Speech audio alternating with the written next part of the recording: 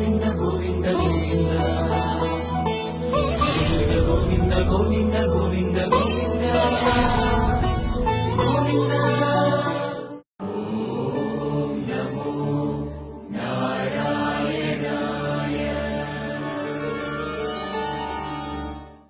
నమో వెంకటేశాయ.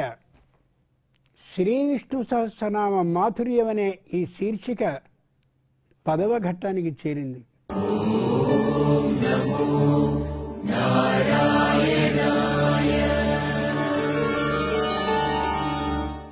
వెంకటాద్రి సమం స్థానం బ్రహ్మాండే నాస్తి కించన, వెంకటేశ సమో దేవో న భూతో న భవిష్యతి. అంతకంటే కావాల్సిందే ఉంది. ఆ 1 నుండి 20 శ్లోకాలే మళ్ళీ చదువుతున్నాం అని అనుకోకండి, మళ్ళీ వినపడుతోంది అనుకోకండి. మీ దగ్గర ఉన్నటువంటి గ్రంథాలని తెరిచి ఒకవేళ వచ్చినట్టయితే ఆ బుత్తిలో నుండి వచ్చిన శ్లోకాన్ని జాగ్రత్తగా ఇప్పటి వరకు మనం అనుకున్నటువంటి విశేషాలని స్మరణ చేసుకుంటూ పారాయణం కానీ చేసుకున్నట్లయితే బుద్ధిలో నిలిచిపోతుంది.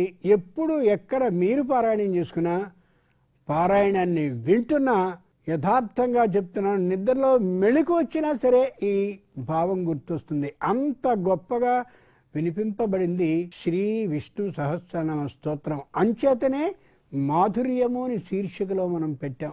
అటువంటి ఆ విష్ణు సహస్రనామంలో మొదటి నుండి మళ్ళీ 10వ శ్లోకం వరకు ఒకసారి వీరందరూ గానం చేస్తారు ఏకకంఠంతో, మాధుర్యంతో. దాంట్లో ఉన్న విశేషాలను చెప్పుకుని మళ్ళీ 11 నుండి 20 శ్లోకాల వరకు వారు గానం చేశాక మరికొన్ని విశేషాలని అనుకుని అలా సాగిద్దాం. 1 నుండి 10 శ్లోకాల వరకు ఒక్కసారి చదవండి. విశ్వం విష్ణుర్వషట్కారో భూత భవ్య భవత్ ప్రభుః భూత హృద్భూత హృద్భావో భూతాత్మా భూత భావనః భూతాత్మా పరమాత్మా చ ముక్తానాం పరమాగతిః అవ్యయ పురుషः సాక్షి క్షేత్రజ్ఞోక్షర ఏవ చ యోగో యోగవిదాం నేత ప్రధాన పురుషేశ్వరః నారసింహ వపు శ్రీమాన్ కేశవః పురుషోత్తమః సర్వః సర్వశివస్థాణుః భూతాదిర్నిరవ్యయః సంభవో భావనో భక్త ప్రభవ ప్రభురీశ్వరః స్వయంభూ శంభురాదిత్యః పుష్కరాక్షో మహాసనః అనాదిధనో ధాత విధాతా ధాతురుత్తమః అప్రమేయో ఋషికేశః పద్మనాభో వరప్రభుః విశ్వకర్మా మనుస్వష్ట సవిష్టస్తవిరో ధ్రువః అగ్రాహ్య శాశ్వత కృష్ణో లోహితాక్ష ప్రదర్ధనః ప్రభూతస్త్రికగుగ్ధామ పవిత్రం మంగళం పరం ఈశాన ప్రాణద ప్రాణో జ్యేష్ఠ శ్రేష్ఠ ప్రజాపతిః హిరణ్యగర్భో భూగర్భో మాధవో మధుసూదనః ఈశ్వరో విక్రమీ ధన్వి మేధావి విక్రమక్రమః అనుత్తమో దురాదర్శః కృతజ్ఞ కృతిరాత్మవాన్ సురేశ శరణం శర్మ విశ్వరేఖా ప్రజాభవః అహ సంవత్సరో వ్యాళః ప్రత్యయ సర్వదర్శనః. మహాస్వనః నామం. స్వనము అంటే పెద్ద ధ్వని, మహాస్వనః అంటే వినిపించుకోలేంత గట్టిదైనటువంటి ధ్వని. అంటే భగవంతుడు పెద్ద గొంతుతో అరుస్తుంటాడా? అర్థం అది కాదు. మొట్టమొదట మనందరినీ సృజించాక ఒకరితో ఒకరు మాట్లాడుకునేటటువంటి అవకాశం లేక, ఎవరు ఎవరితో తమ అభిప్రాయాన్ని పంచుకోవడానికి అవకాశం లేక మహర్షులందరూ ఉన్నప్పుడు వాళ్ళొక్కసారి ఆకాశం ఏదైతే ఉందో ఆ ఆకాశాన్ని గురించి తపస్సు ప్రారంభించారు. ఆకాశం గురించి తపస్సు ఏమిటి, వెర్రి మాట అనుకుంటాం. ఈవేళ మనం విజ్ఞాన శాస్త్రమైన ఏదైతే అనుకుంటున్నామో ఆ విజ్ఞాన శాస్త్రానికి సంబంధించిన రహస్యాలు కావడానికి ప్రయోగశాలగా దేన్ని ఉపయోగిస్తున్నారు? ఆకాశాన్ని ఉపయోగిస్తున్నారు. సముద్రంలోకి నావలను వెట్లను పంపి కొత్త విశేషాలు తెలుసుకోవడం కాదు, ఆకాశంలోకి విమానాలు ఏవైతే ఉన్నాయో, ర్యాకెట్లు ఏవో ఉన్నాయో వాటిని పంపించి విశేషాలను తెలుసుకుంటారు. ఈ విధానానికి ఆద్యులు ఇవాల్టి విజ్ఞాన శాస్త్రజ్ఞులు కాదు, మన ప్రాచీనైన ఋషులు. మనం దేవతల్ని స్తుతించాలంటే ఏవీ లేవు, ఏం చేద్దామని తపస్సు చేశారు. ఏమీ తెలిసింది కాదు. వాళ్ళలో ఉన్న గొప్పదనం ఏంటంటే ఏమీ మాకు తెలియటం లేదు కాబట్టి మానేద్దాం అని అనుకోలే. చేద్దాం చేద్దాం చేద్దాం, ఏదో ఒకటి తెలిసే వరకు అలాగే తపస్సు చేద్దాం. చేసి చేసి చేసి అలా చేస్తూ ఉంటే కొన్నాళ్ళకి అస్పష్టమైన ధ్వనులు వినిపించాయి. స్పష్టత లేదు వాటిల్లో. భూమిని అలా తవ్వుతూ ఉంటే కొద్ది దూరం వెళ్ళాక రాళ్ళు, ఆ తర్వాత ఎర్ర నేల, ఆ తర్వాత నల్ల నేల వస్తే నీళ్లు పడే అవకాశం వచ్చేలా ఉంది. నల్లగా వచ్చింది నేల అని అనుకున్నట్టుగా వాళ్ళు ఇంకా తపస్సు చేయడం మొదలెట్టారు. అస్పష్టమైన ధ్వనులు కొద్ది స్పష్టంగా వినిపించడం మొదలెట్టాయి. అమ్మయ్య, మనం సాధించగలుగుతామని మళ్ళీ తపస్సు చేశారు. మళ్ళీ తపస్సు చేస్తే అప్పుడు మనం వేళ ఏ ఋగ్ యజు సామ అని అనుకుంటున్నామో ఈ 3 వేదాలు ఆ పేర్లతో కాకుండా మంత్రధ్వనులు వినిపించసాగాయి. అందరూ ఒకే చోట తపస్సు చేస్తున్నారు కాబట్టి, అందరూ ఒకే స్థాయిలో తపస్సు చేస్తున్నారు కాబట్టి, అందరికీ అవే ధ్వనులు వినిపించాయి కాబట్టి వాళ్ళు కంఠస్థం చేసేసారు. కంఠస్థం అంటే ఆ బుద్ధిలో ఉన్నదాన్ని కంఠంలో ఉంచేసుకున్నారు. పూర్వుల గొప్పదనం అదే. ఏదైనా సరే ముఖ్యమైనటువంటి విషయం ఉంటే దాన్ని ఇంట్లో పుస్తకంలో ఉంది అది కాదు. పుస్తకస్థాచయ విద్య పరహస్తే యద్ధనం కార్యకాలే సమాయతే న సా విద్య న తద్ధనం. పుస్తకంలో ఉన్నటువంటి చదువు కాదు, ఇంకోటి చేతిలో ఉన్న సొమ్ము కాదు. అవసరం వచ్చినప్పుడు పుస్తకం ఇంట్లో ఉందంటే అది చదువు కాదు. అవసరం వచ్చినప్పుడు వాడి చేతిలో డబ్బు ఉందంటే అది డబ్బు కాదు. ఎంత గొప్పగా చెప్పారో చిన్న మాటలో. అంచేత వాళ్ళు కంఠస్థం చేసేసారు. ఆ కంఠస్థమైన దాన్ని అందరూ కలిసి మళ్ళీ ఒకసారి గట్టిగా చదివారు. చదివితే అమోఘమైనటువంటి ధ్వనుల సమూహం ఏర్పడింది. వేదవ్యాసో మహాముని, ఆయన ఆ వచ్చినటువంటి ముద్దని, మంత్రాల ముద్దని జాగ్రత్తగా దేనికి దానికిగా చేస్తూ, ఇదిగో ఇది ఋగ్వేదం అంటారు.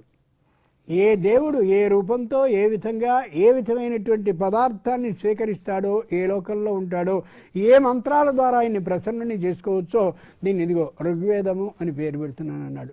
మన ఇంట్లో జరిగేటటువంటి ప్రతి చిన్న కార్యక్రమం, గర్భం కలిగినటువంటి స్త్రీకి చేసేటటువంటి పుంసవనము అని ఉంటుంది. స్త్రీ యొక్క గర్భంలో స్త్రీ శిశువు ఉంటే పురుషునిగా మార్చగలిగిన శక్తి ఆ మంత్రాలకు ఉంటుంది. ఆ పుంసవనం దగ్గర నుండి అంత్యేష్టి, వ్యక్తి మరణించే వరకు ఏ మంత్రభాగంతో చేయాలో ఆ విధానాంతటి చెప్పేదాన్ని యజుర్వేదము అన్నారు. మూడవది సంగీతానికి మూలమైనటువంటి ఆ వేదం సామవేదం. ఈ ఋగ్ యజు సామ అనే 3 విధాలైనటువంటి భాగాలుగా ఆయన విభజించినటువంటి వాడు వ్యాసుడు కాబట్టే ఆయనకి వేద వ్యాసుడు అని పేరు పెట్టారు. ఇదంతా ఎక్కడి నుంచి వచ్చింది? మహాస్వన, పెద్దదైన ధ్వని. ఆకాశం నుంచి మెరుపు వచ్చినా, ఉరుము వచ్చినా, అలాగే పిడుగుపడ్డా పెద్ద గర్జన వినిపిస్తుంది కదా. అలాగే ఆ మంత్రాలన్నీ కూడా మహాస్వన వేదం అంచేతనే అపౌరుషేయము అన్నారు. అంటే ఎవరో పురుషుడైనటువంటి వాడు, వ్యక్తి అయినటువంటి వాడు కూర్చుని రాసింది కాదు అపౌరుషేయం. మనుషులు చెప్పింది కాదు, ఎలాగూ కాదు. అది ఆకాశం నుంచి వచ్చినటువంటి ధ్వనులు. భగవంతుడిని అంచేతనే ఆ వేద మంత్రాలతోనే అర్చన చేస్తారు. ఆ వేద మంత్రాలనే ఆయనకి వినిపిస్తూ ఉంటారు. ఆయన ఆనందపడతాడు, పిల్లలు మొత్తానికి బాగా సాధించగలిగారు అని.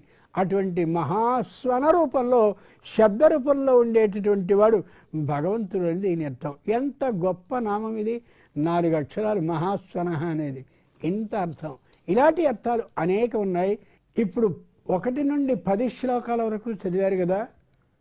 11 నుండి 20వ శ్లోకం వరకు చదవాలి.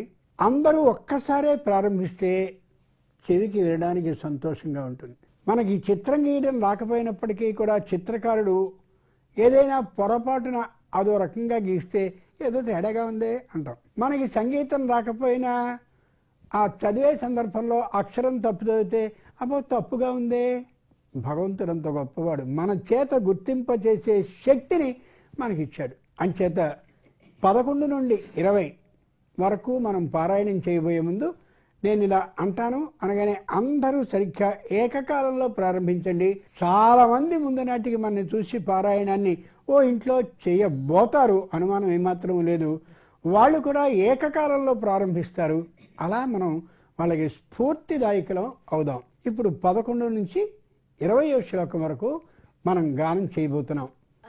సర్వేశ్వర సిద్ధః సిద్ధిః సర్వాధిరచ్యుతః వృషా కపిలమేయాత్మా సర్వయోగ వినిశ్రుతః వసుర్వసుమనః సత్యః సమాత్మా సంవితః సమః అమోఘ పుండరీకాక్షో వృషకర్మా వృషాకృతిః రుద్రో బహుశిరా బభ్రుః విశ్వయో నిశ్రుతిస్రవాః అమృత శాశ్వతస్థాణుః వరారోహో మహాతపాః సర్వగత సర్వవిద్వానుః విశ్వసేనో జనార్దనః వేదో వేదవ్యంగో వేదాంగో వేదవిత్కవిః లోకాధ్యక్షः సురాధ్యక్షో ధర్మాధ్యక్షः కృతాకృతః చతురాత్మా చతుర్వ్యూహః చతుర్దంశశ్చతుర్భుజः భ్రాజిష్ఠుర్భోజనం భోక్తా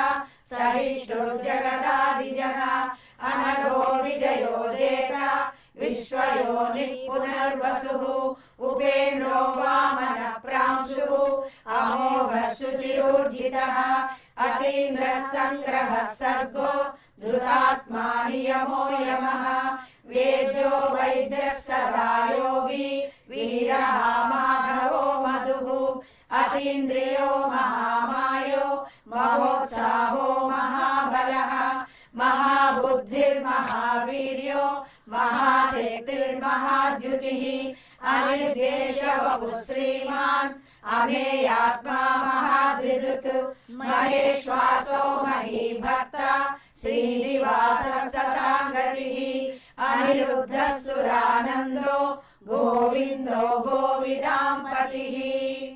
శ్రీమాన్ ఓ పేరు. శ్రీమాన్ అంటే శ్రీ అంటే లక్ష్మీదేవి కాబట్టి లక్ష్మిని నిరంతరము తన దగ్గరే కలిగినవాడు అని అర్థం. వెంకటేశ్వర స్వామి దగ్గరికి వెళ్ళండి, స్థానక రూపంలో తను ఒక్కడే ఉంటాడు తప్ప తన భార్య పక్కన కనిపించదు. అవునా కాదా? భార్యాభర్తలిద్దరూ కలిసే ఉండాలి, అన్యోన్య దాంపత్యం అంటే ఇదే అని చెప్తూ ఆ భార్యని అక్కడ పెట్టావా? శ్రీమాన్ ఏమిటిది అని ఎవరైనా మనని అడిగితే సమాధానాన్ని చెప్పగలిగిన శక్తి మనకుంది.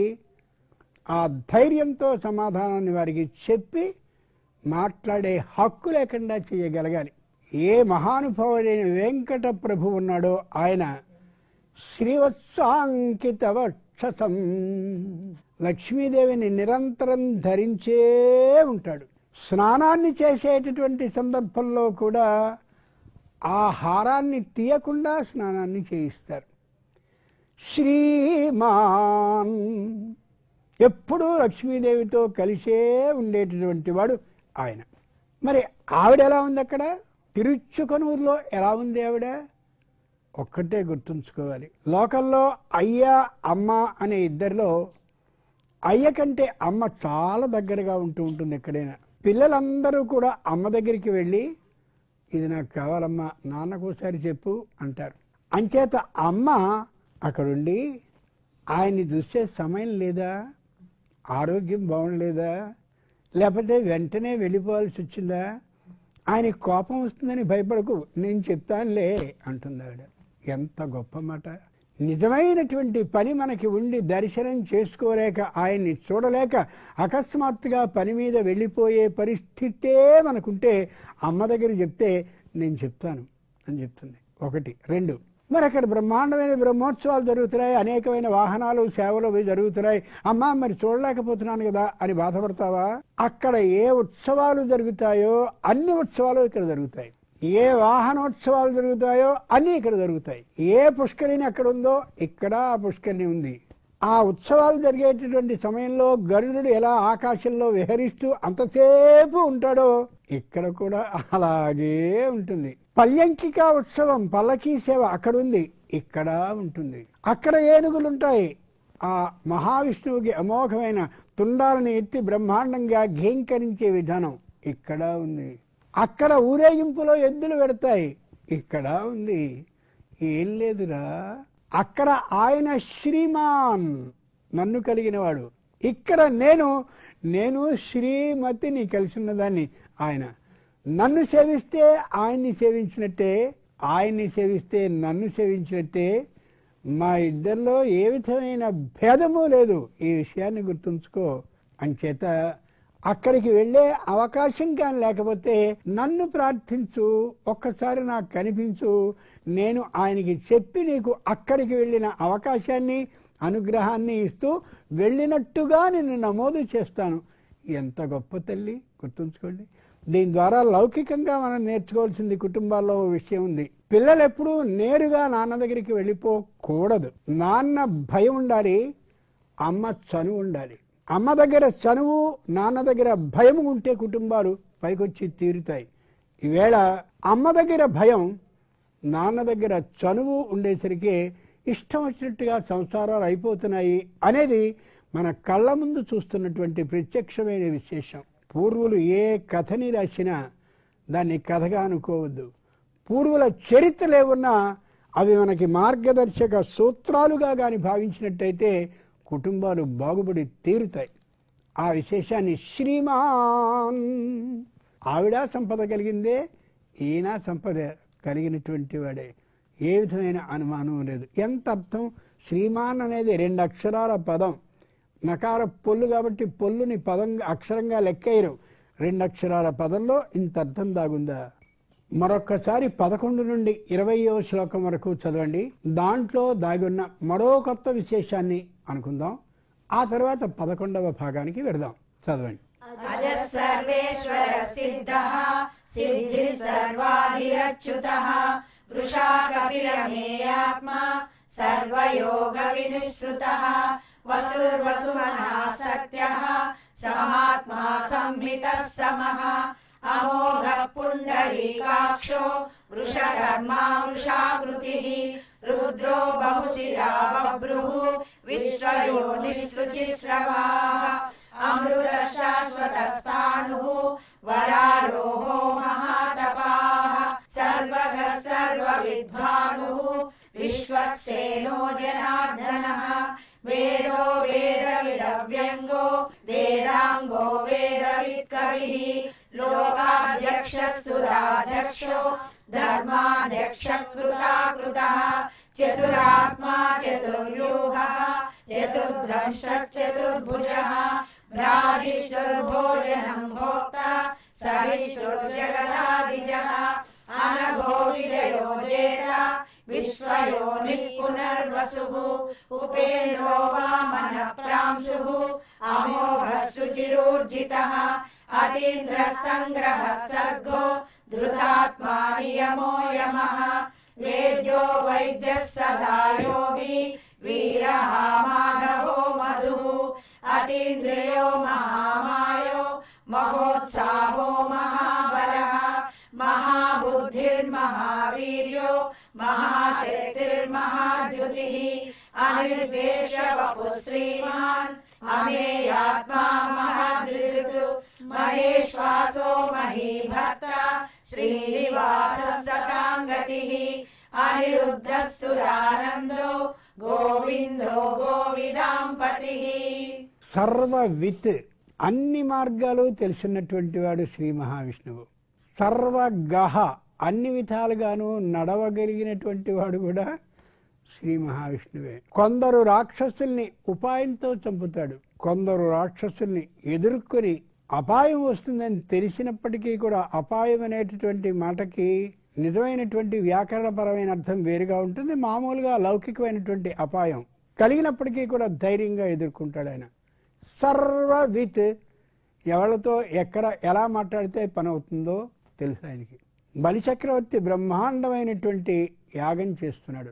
బలిచక్రవర్తికి గురువు శుక్ర ఆచార్యుడు. శుక్ర ఆచార్యుడు గుర్తుంచుకోవాలి. ఆయనకి 2 కళ్ళు ఉన్నాయి ఇప్పటికీ. ఆ శుక్రాచార్యుడు ఈయన యాగాన్ని చేస్తున్నాడు అనగానే అలా కూర్చున్నాడు. గురువు యొక్క మాటని ఖచ్చితంగా తప్పకుండా పాటించేటటువంటి వాడు బలి. బలి చక్రవర్తి యాగాన్ని ఎందుకు చేస్తున్నాడంటే అందరికీ దానాలను ఇస్తున్నాను, మహావిష్ణువు రావాలి, ఆయనకి దానం ఇవ్వాలి, ఆయన ఆలోచన. శుక్రాచార్యుడి ఆలోచన ఏమిటో తెలిసిన, అందరికీ అన్నీ ఇచ్చేని, విష్ణువు మాత్రం వస్తే ఇప్పించకూడదు, ఈయన ఆలోచన. ఎంత గొప్పగా ఉంటాయో పురాణాలు చూడండి. ప్రాచీన కాలపు పురాణాలు, భారత శ్రీమద్ రామాయణ భాగవతాలను చదివితే జీవితాలు ధన్యమైపోతాయి. వాటిని పిల్లలకి పాఠ్యాంశాలుగా చేర్చి చదివింపజేసినట్టయితే అసలు వేళ ఉండేటటువంటి ఈ ఆందోళనలు, మానసిక వ్యగ్రతలు, కష్టాలు ఉండనే ఉండవు. వస్తే విష్ణువుకి మాత్రం ఇవ్వకూడదు, విష్ణువు వస్తే ఖచ్చితంగా ఇచ్చి తీరాలి. ఇద్దరు. ఈయన చాలా తెలివితేటలుగా కలిగిన వాడు, సర్వవిత్, అన్ని మార్గాలు తెలిసినవాడు, సర్వజ్ఞ, అన్ని పద్ధతుల్లోనూ నడిచేవాడు. అలా దగ్గరికి వామన రూపంలో వస్తూ ఉంటే అందరూ ఆకర్షించేశారు. ఒక్కసారి పుట్టైన పెద్ద గొడుగేసుకున్నాడు, పెద్ద గొంతుతో వేదాన్ని చదువుతున్నాడు, అలా వంగి గబగబా నడుస్తున్నాడు. అందరిలోకి ఆకర్షణకి గురయ్యాడు. శుక్రాచార్యుడు చూశాడు కంటితో, వీడే శ్రీ మహావిష్ణువు. బలిచక్రవర్తి చూశాడు, ఈ మహానుభావుడే మహావిష్ణువు. వాళ్ళ తాత కేవలం ఆ ప్రహ్లాదుణ్ణి అనుగ్రహించడం కోసం వచ్చాడే, నేను మళ్ళీ అదే విధంగా ఆయన్ని రప్పించాలి అనుకున్నాడు. రప్పించాడు. అక్కడ దాకా వచ్చిన తర్వాత అడిగాడు, అయ్యా మీరు ఏ ఊరు వారు, ఎక్కడుంటారు, ఏం చదివారు, ఎక్కడెక్కడికి వెళుతూ ఉంటారు, ఇప్పుడు ఎక్కడి నుంచి వచ్చారు, వివరాలు అడిగాడు.